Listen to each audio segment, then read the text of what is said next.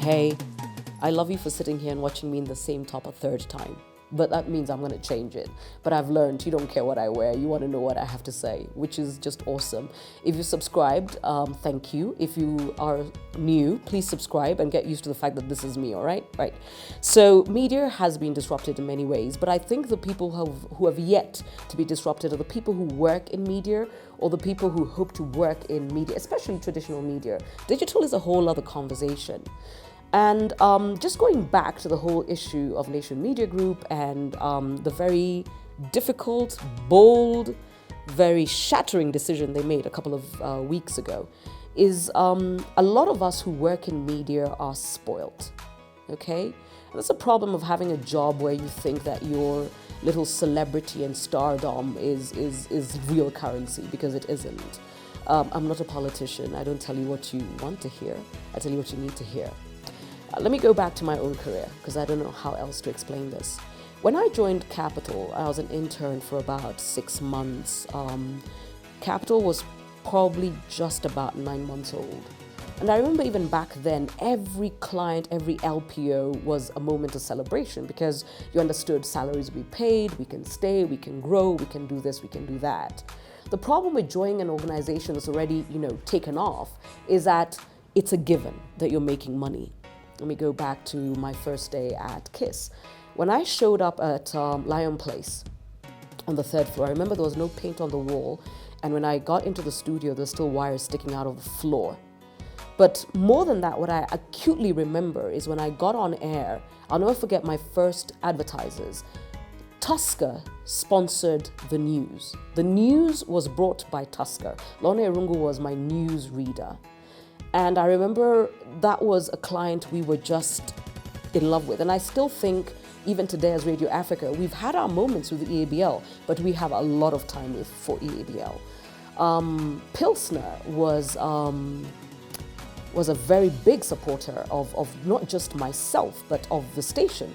Because I don't know how many people remember the Iceman, but they actually put together a campaign and they worked with us for people to drink me out of this Pilsner ice cell that had been built. So I remember every single client that put money on the station in the first 6 months, because that's how I got to where I was. But the other reason I remember is this, and if you speak to people in advertising, they'll tell you that I went to every sales meeting, and I still do. If a client asks for me, I go. But I guess for me, because I've never gotten to a job where there was already money on the table, I had to make money. So I have never lost the connection between audiences and revenue.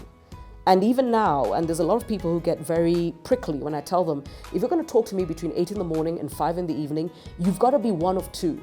If you're not revenue, you've got to be ratings. And if you're not one of those, please go away. Because for me, that's what we do. We're about ratings and revenue. But I notice that a lot of people who have media jobs, whether they're on TV, on radio, they're all about their little assumed celebrity and stardom. It's all nonsense, by the way. Because if you're not worth your weight in audiences and those audiences don't bring revenue, then you're actually taking up space. It doesn't matter how hot you think you are. It doesn't matter how many chicks literally pull off their underwear for you. If it doesn't translate into advertising, then one day the business you work for will send you home. So what should you do? Number one, ask about why is there no advertising on my show? Very few people who work in media ask that question. Number two, protect the revenue. I know there's a time everybody, and they still talk about mine and myself like, we sound like Mali kwa Mali because we wake up at 6 in the morning and we're like, it's Chumi, it's Nakumat, it's Tuskis, it's this. But that's what we're paid to do.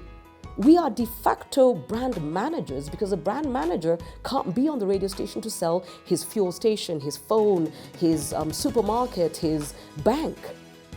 So you also have to be very respectful of the revenue. And more than that, be respectful of audiences. And I want to talk about respect for audiences, because if you don't respect revenue, you are in trouble. This business is built only on those two things, ratings and revenue. And if you can't celebrate every LPO, every advertiser, every classified, you've got a problem. you're about to get shown the door. Not next year, in the next 6 months. Mark my words. Subscribe.